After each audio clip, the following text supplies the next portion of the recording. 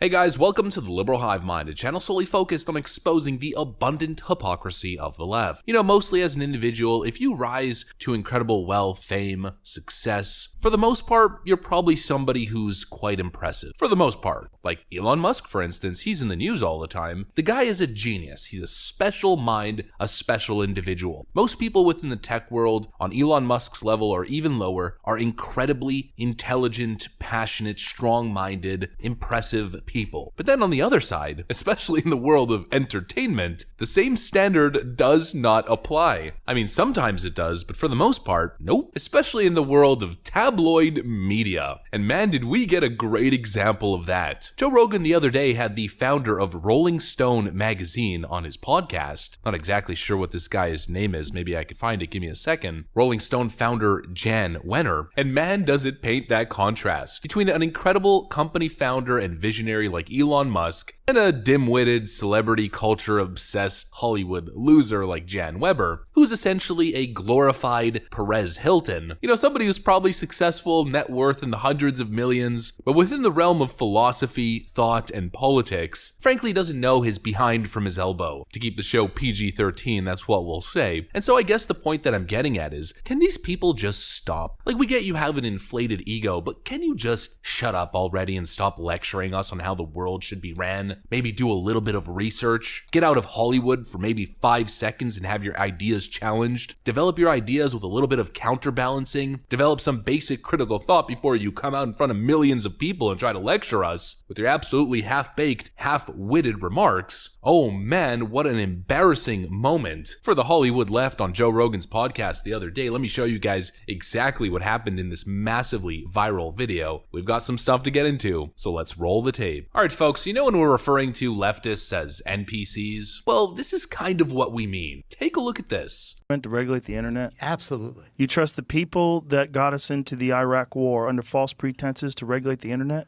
Do you think that makes any sense? Well, wait a minute. I would not. The people who got us into the Iraq war It's the government. was the politicians. It's the government. In the end, yes, it's the government. But who else is going to regulate? But if they're going to be in power and they're regulating the internet, they're going to regulate the internet in a way that suits their best interests. The same way they do with the banking industry, the same way they do with the environment, the same way they do with energy, the same way they do with everything. What represents their interests? There's you're talking about so much money involved in disseminating information in a very particular way. The richest companies in the world right now are the internet companies. Are rich beyond belief. Yeah, but it's a disruptive thing that has never existed before. I think it exists, and I think where we're at is where we're at. I think we need to move forward collectively as a country with an ethic that respects truth and that appreciates opinions and reality and an understanding of things that's not necessarily possible with corporate interest involved in the dissemination of information. But there's no way to do that except through the government. There's no way that you can do that except through the government. Why is that? Human nature is not going to change. But the government's not going to change either. But the government is capable of change. Okay, look, the government regulates, for example, the food supply, or it can regulate. Let's take the food supply. Yeah, the Department of Agriculture. Why have they let glyphosate infestate all of our foods? Let's take this one thing. Yeah, but that's a problem. That's the government regulating. Well, then we better get better politicians in them to appoint better people. I mean, it's not again. Don't let the perfect be the enemy of the good. Right. Okay. So let's take the SEC or take the Food and Drug Administration, which regulates big pharma. On the one hand, we've got a very safe supply of drugs in this country. You know, safe. Their drugs are tested. You know, you don't get too many bad drugs.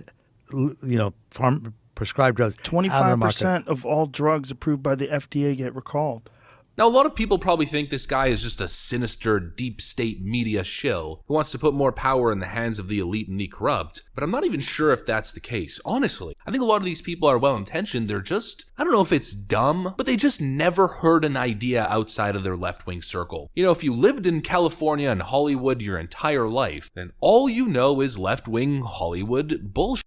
Excuse my language, and I'm sure that that last part's gonna be blurred out, but anyways, it's all you know. I don't think this person has ever been challenged on his beliefs. He just walks around LA going, I'm a private company, my private company. My hate speech is not free speech. Misinformation is a threat to our democracy. And he's never had someone actually challenge his viewpoints. You know, it's nice and all to say, well, people shouldn't have their feelings hurt. But in what universe is it a good idea to put the government in power or tech oligarchies in a position of power to regulate speech because certain segments of the population are having their feelings hurt online? Maybe stop for 5 seconds and just think about history and what powerful governments might do with that kind of power, and maybe weigh the two and think to yourself, yeah, maybe hurt feelings aren't as bad as speech oppression, propaganda, and control of information from the top down. Maybe. You know, it's kind of like how a lot of people are currently realizing that maybe mean tweets from Donald Trump wasn't really a big deal after all. These Twitter liberal cultist types are like actual NPCs. Whatever the TV box tells them, they go with. Whatever they see as the generic talking point or narrative that's being pushed by algorithms is what inserts their brains, no questions asked, and they regurgitate the point. That's the point that I was making earlier with the whole my hate speech isn't free speech and my private company thing. These people haven't had a second to think. And we see it over and over again with the left. You know, it's that meme that Elon Musk posted and everyone went crazy on Twitter a couple months ago. The whole NPC I support the current thing meme. It seems as though the globalists are trying to get us into World War III, and without even questioning, people put Ukrainian flags in their bio, and they're all cheering on and egging on a war because that's the approved narrative, that's the current thing. And they do it over and over and over again during the pandemic. I don't want to get into too much detail here because, of course, it's just the way that it is. I gotta be careful with the stuff that I say in relation to this topic, but every single narrative, if the news media said something, they all pushed it as if it was fact and science. We're the party of science. We follow and trust the science. But really, they're just following the approved narrative that the media is pushing. That's all it ever was. The science changed, of course, over time, but did they ever correct themselves? No, of course not. Clearly, they're not the party of science. They're the party of narratives. They're the party of whatever the TV box tells them. Whatever CIA Anderson Cooper says must be correct. I mean, that's the approved narrative. And they all regurgitate it over and over again. Kyle Rittenhouse is a domestic terrorist white nationalist militia member who shot 2 black people. What? Each and every single time, from Russiagate to Black Lives Matter, the police brutality narrative, the Kenosha narrative, the pandemic, it goes on and on and on. I mean, people on Twitter are still calling people that they disagree with Russian bots. I've been called a Russian bot. Yes, I'm a Russian bot. You got it out of your mind, wacko leftist. Oh, this person disagrees with me.